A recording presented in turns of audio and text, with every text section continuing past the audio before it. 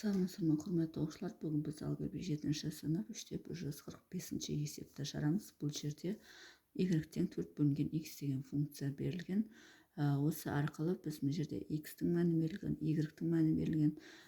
Сол жерден бос клеткаларда есептеп шығару қажет. Яғни x-те бойында тұр деген сөз, яғни x-тен -4-ке тең болғанда y неге тең деген сөз.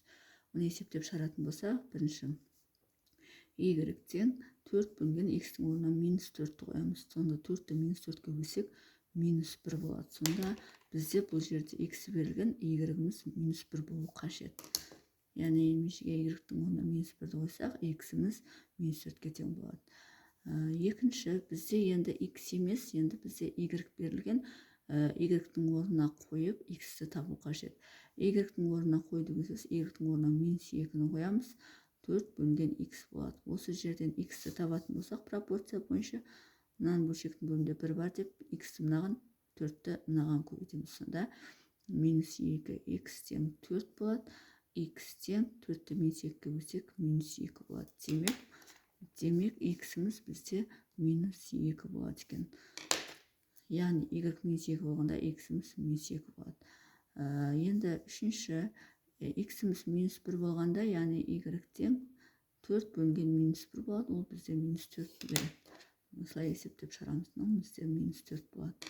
-2-ден 1 дейді, яғни x-тің орнына -2-ден 1 қоямыз. Төртінші, y-тен 4 бөлінген x-тің орнына -2-ден 1. Енді көбейтуге айналдырсақ, 4 көбейту -2 болады, сонда ол бізде -8 деп береді. Олай болатын болса, мына жерде мынау -8 болады екен. Бесінші, -16 дейді. Яғни y-іміз -16. Демек, -16 тең 4 бөлінген x болады. Осы жерден x-ті табатын болсақ, пропорция бойынша x деп отырғанымыз 4 бөлінген -16 болады. Яғни x-ті 16-ға өтеміз.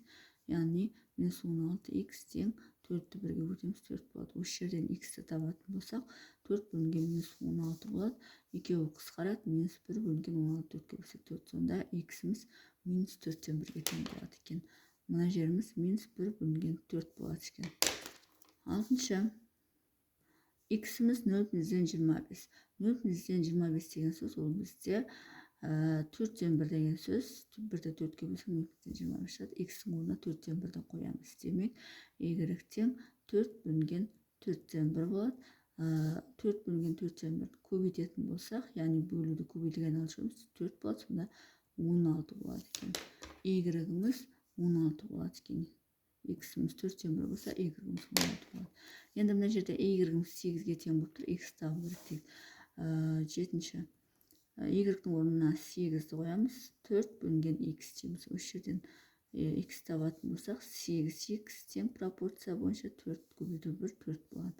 X табатын болсақ, 4 бөлінген 8, ол 1 бөлінген 2-ге тең. Яғни 4-4-ке бөлсек 1, 8-4-ке бөлсек 2. Сонда Y-іміз 8 болса, X-іміз 2-ден 1 болады екен.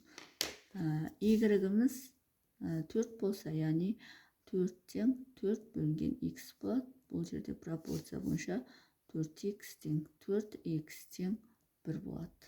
Олай болатын болса, X-іміз мына жерде 1 болады екен. Тоғызыншы, Y-іміз 2 болса, 4 бөлінген X болады. Бұл жерден 2x тең 4 болады, X тең 4-ті 2-ге бөлсек 2 болады. Демек, Y-іміз 2 болса, X-іміз 2-ге тең болады екен. Енді X-іміз 4 болса дейді. Яғни 10-шы, Y-тен 4 бөлінген X-тің орнына 4 қоямыз, сонда болса, ол 1-ге тең. Яғни Y-іміз 1-ге тең болады. Міне осылай есептеп шығарамыз. Мына қызылмен шығарғанның бәрі бізді тапқан мәндер. Яғни -1 болады екен. Біріншісінде Y -1 болады. Одан кейін X -2 болады. Y -4, -8, -4-тен 1. Мына жер 16, мына жер 2-ден 1. Мына жер 1, 2, ар жағымыз 1 болады екен. Сонымен есептің шығару жолы осындай. Егер есептің шығару жолы түсінікті болса, лайк басып, комментарий жазып, каналыма тіркеліп кетсеңіздер болады.